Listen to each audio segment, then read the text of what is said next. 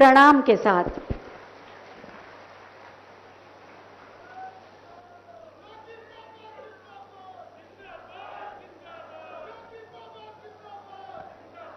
नौसेना वाटिका के आज लोकार्पण कार्यक्रम में उपस्थित देश के लोकप्रिय और कर्मठ रक्षा मंत्री आदरणीय श्री राजनाथ सिंह जी, उत्तर प्रदेश सरकार में मंत्रिमंडल के मेरे सहयोगी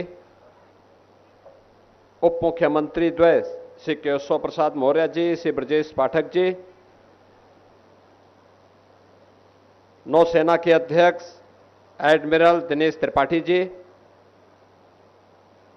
उत्तर प्रदेश सरकार में मंत्रिमंडल के मेरे सहयोगी पर्यटन और संस्कृति मंत्री श्री जयवीर सिंह जी, लखनऊ की महापौर श्रीमती सुषमा खड़कवाल जी, राज्यसभा के माननीय सदस्य डॉक्टर दिनेश शर्मा जी, श्री ब्रजलाल जी, सभी माननीय विधायकगण, सेंट्रल कमांड के army commander lieutenant general Anitya Sen Gupta ji, vice admiral CR Praveen Nair ji, lieutenant general CJ Jayachandran ji, आज के इस भव्य समारोह में उपस्थित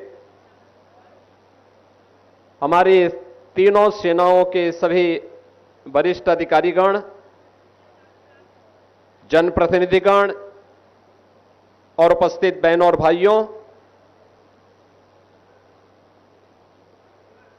आज के इस नौसेना शौर्य वाटिका के लोकार्पण कार्यक्रम के अवसर पर जिनकी प्रेरणा से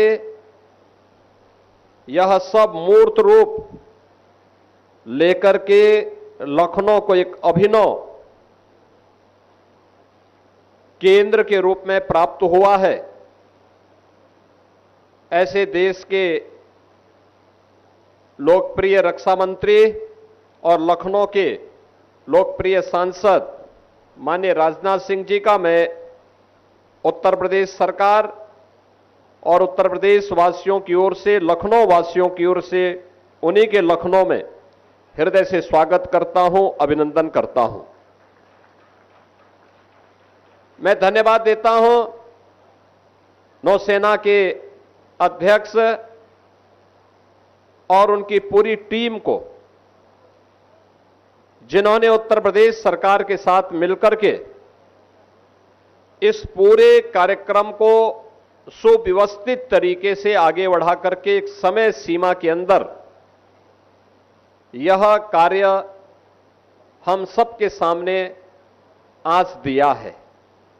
अब मेरा मानना है कि प्रदेश की राजधानी लखनऊ में आने वाला कोई भी व्यक्ति लखनऊ के अंदर के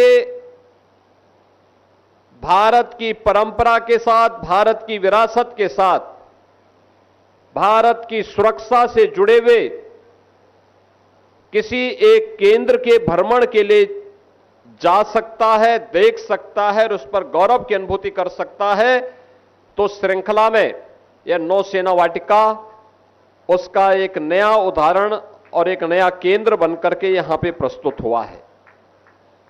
आईएनएस गोमती एक लंबे समय तक भारतीय नौसेना में, भारतीय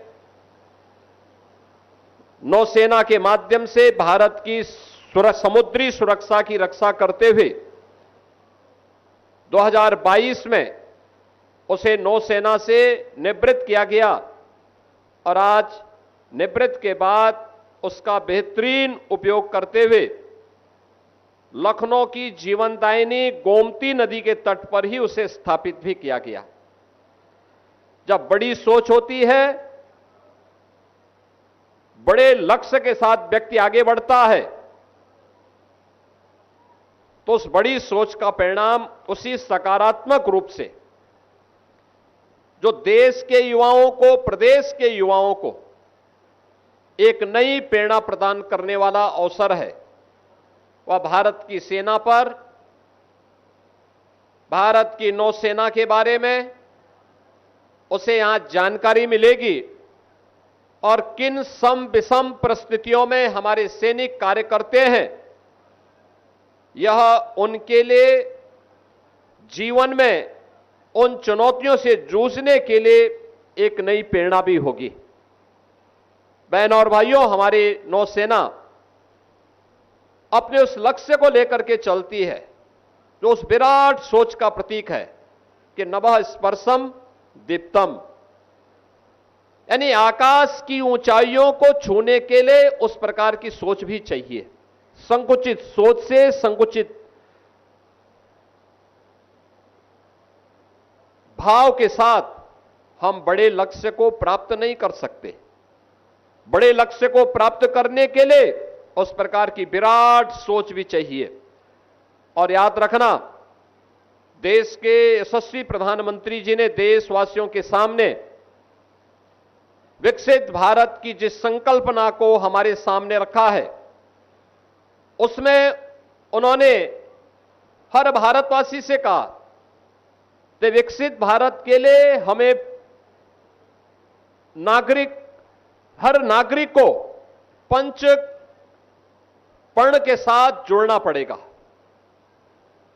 वे जो पंच प्रण हैं, उनमें से जो सबसे महत्वपूर्ण है, एक उन्होंने उसमें से यह भी कहा था कि अपनी सेना के प्रति और यूनिफॉर्म धारी फोर्स के प्रति सम्मान का भाव हमारे मन में हो।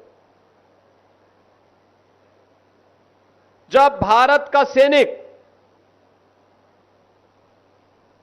-डिग्री टेम्परेचर में देश की सीमाओं की रक्षा करता है, या रेगिस्तान में झुलसती हुई इस गर्मी में भारत की सीमा की रक्षा करता है, या समुद्र की उन लहरों का मुकाबला करते हुए भारत की समुद्री सेना समुद्री सीमा की रक्षा करता है, तब 140 करोड़ भारतवासी चैन की नींद सोता है।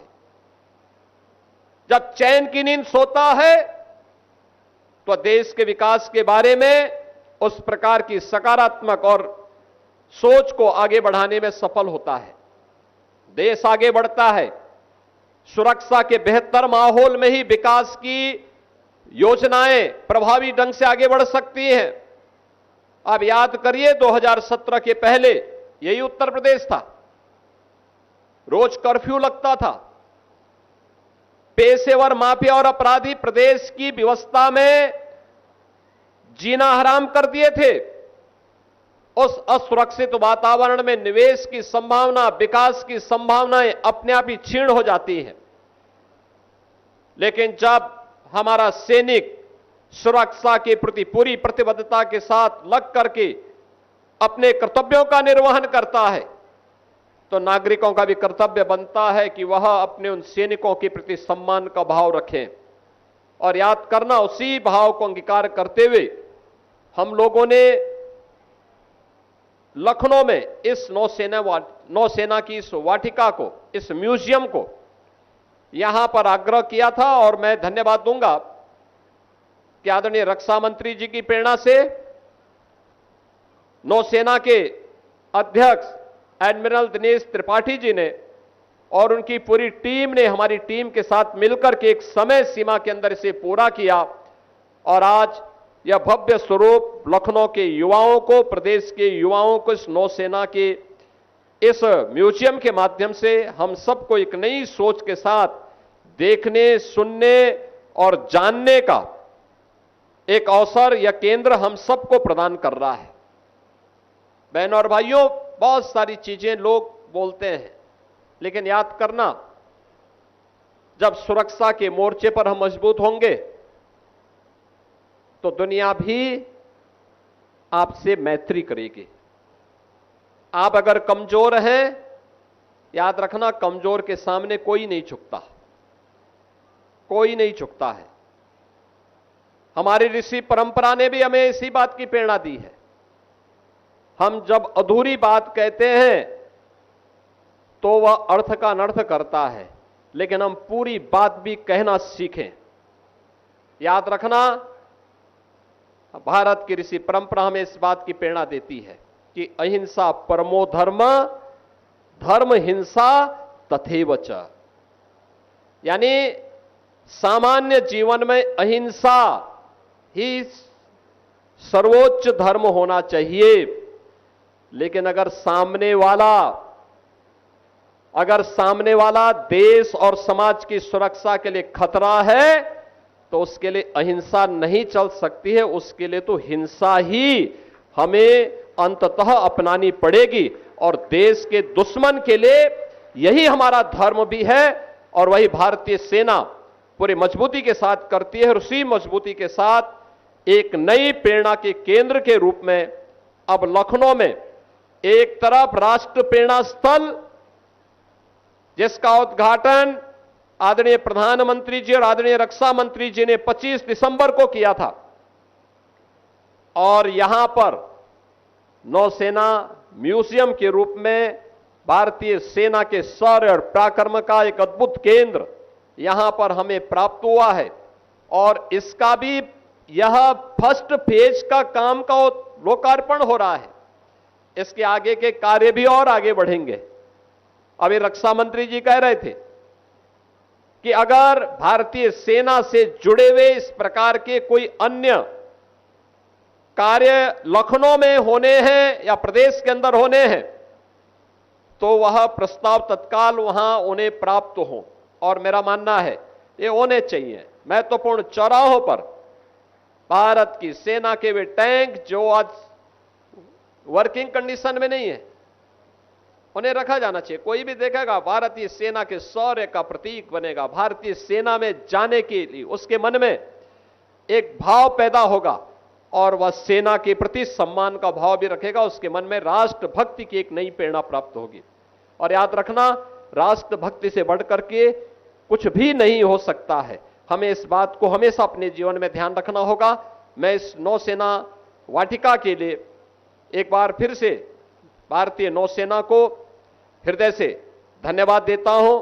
माननीय रक्षा मंत्री जी के प्रति हृदय से आभार व्यक्त करते हुए लखनऊ वासियों को, प्रदेश वासियों को इस नौसेना